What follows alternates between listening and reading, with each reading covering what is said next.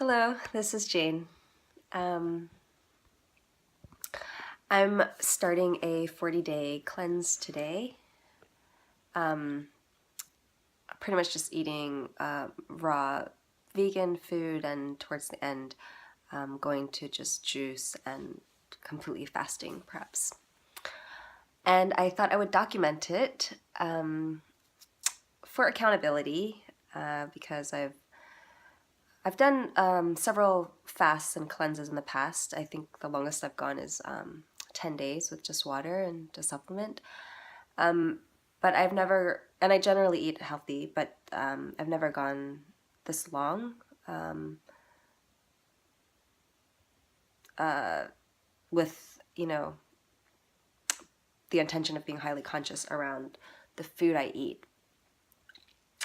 So yeah, I think making a video and talking about it helps me kind of show up fully and stay committed to the process. But I also wanted to document it because it's a sort of experiment. I actually don't even want to call it a cleanse. It's more it's a 40-day exploration into tenderness and greater intimacy with the Divine Mother. So let me just give you some background about like where that came from. I recently just got back from a trip in the Philippines, in this beautiful place. My intention with going was to relax, to be, held, to feel held and nourished by Mother Nature, and like a healing modality. And I thought I would detox and eat really healthy food and fast most of my time there. And on the surface, that didn't really happen. I ate healthy, but didn't end up eating raw or fasting. And at first I was kind of disappointed. Like, I had already planned on doing this cleanse when I got back. So I thought, oh, it'll be perfect. I'll be in this beautiful place. I'll relax, feel rejuvenated. My body will be really pure, and it'll be easy to kind of go right into this 40-day cleanse when I return. But what happened was I wasn't relaxed during that retreat. I didn't really feel like I cleansed my body, and I came back sick. I still have like a cough and a fever. But today I saw the utter perfection, actually. So during my time there, I was reminded of just the fact that life is teaching us in every moment. I mean, every moment is a gift. It's not just when I feel good or I'm relaxed or when I'm learning something from a teacher or in meditation. It's my time there kind of helped me see again, and in a very clear way, that even in apparent chaos and complexity and feeling triggered and, the human drama, life is holding me, and life is on my side and supporting me and helping me grow. And my general inquiry has been around tenderness. I mean, for a long time, I've been, working at this whole self-care thing, and just realizing how challenging it is. you know, it sounds so simple, like take care of yourself, love yourself, be nice to yourself. But it isn't. It isn't. And for me, I realized that tenderness is really about selfishness, in the sense that it's about complete devotion, like devotion to one's self, and committing to oneself fully, like accepting, acknowledging your desires and then honoring them. And I hadn't been doing that. I'm really, you know, often very divided because okay, for instance, this morning I was with my mother, and we're very close, and she was talking to me about her health.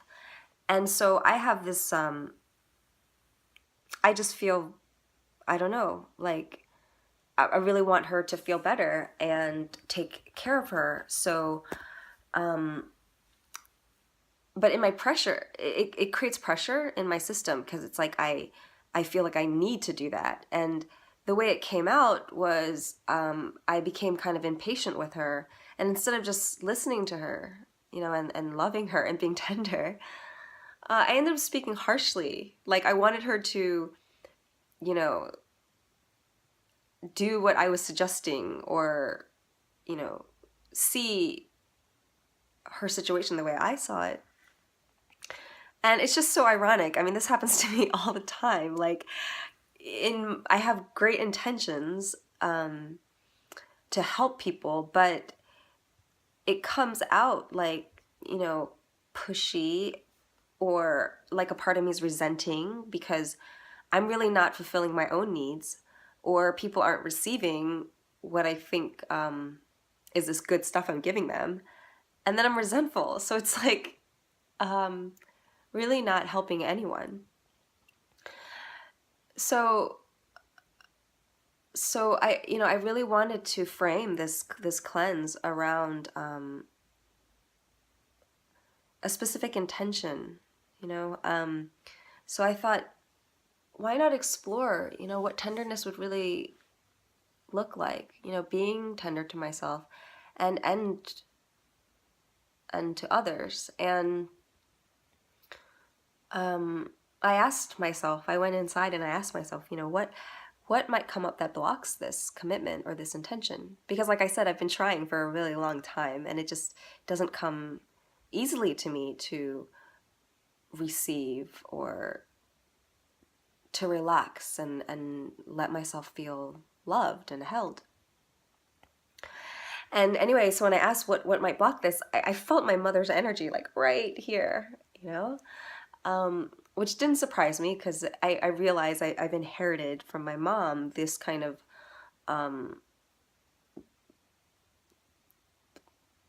inability to receive, and then kind of being resentful, or coming off as harsh, because we're not fulfilled, you know. It's like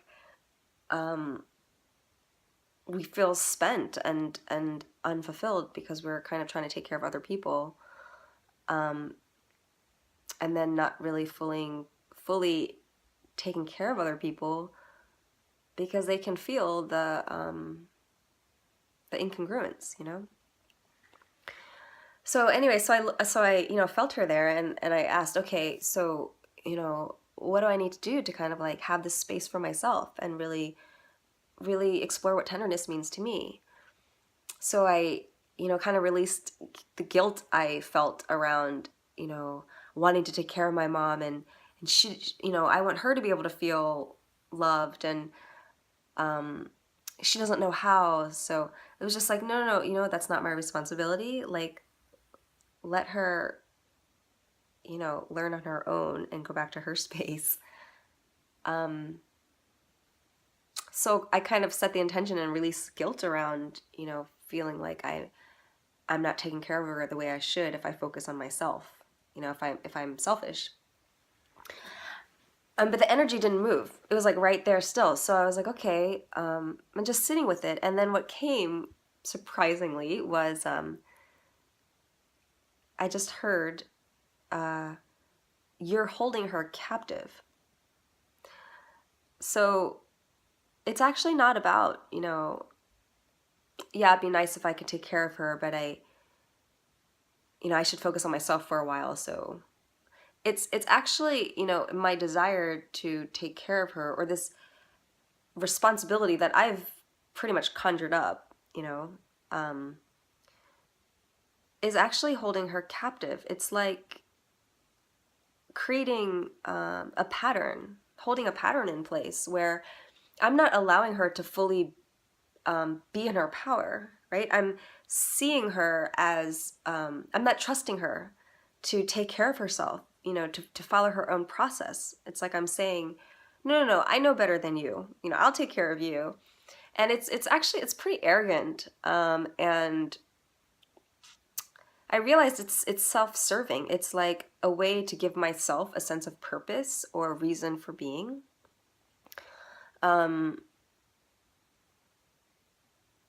Yeah. So it was a good reminder. and also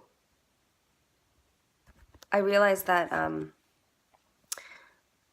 the perfection of this cleanse right now, because so kind of all of these like more human interactions and ways I was triggered during this retreat that wasn't what I was expecting. I realized it kind of helped clear the way, helped me see the ways I'm limiting myself and kind of what's blocking me from being intimate with myself. So a lot of that has been cleared. And then my just being on the land, and it gave me something. It was like life is always in conversation with us, and just being on the land, even if I wasn't intentionally like meditating or communing with her, I was receiving from her. And now to come into this exploration, it's like to be eating, to be fed by parts of the mother's body in this pure, unadulterated form, and like to fully receive her tenderness. I mean, Mother Nature is the embodiment of tenderness. She holds all of us, no matter what we do to her or how we protest. She nourishes all of us. And I just love this shifting, of the way I would normally do a new regime or practice, from this stance of fixing myself, or wanting to get certain results, being goal oriented, or judging myself if I didn't follow the imposed rules. Like, instead of all of that, to actually make the exploration itself completely about tenderness and being embraced and held and closer to the Divine Mother. So I picked a card for today, and it is Aphrodite. And it says, awaken the goddess within you through dance, self-care, and appreciating your divinity. This retreat I went on in the Philippines was centered around a technique called inner dance, which is profound. We may talk about another time. You can look it up. It's called inner dance. And